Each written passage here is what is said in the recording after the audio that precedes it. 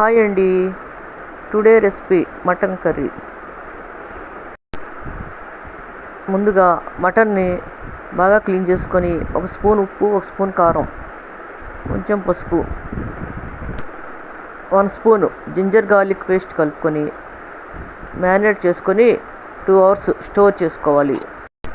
ఇప్పుడు బాణలిలో 4-5 స్పూన్ల ఆయిల్ వేసుకొని తరిగిపెట్టిన ఆనియన్స్ వేసుకొని బాగా మగ్గిన తర్వాత 1 స్పూన్ పసుపు వేసుకొని 1 స్పూన్ గరం మసాలా వేసుకొని బాగా వేపుకోవాలి.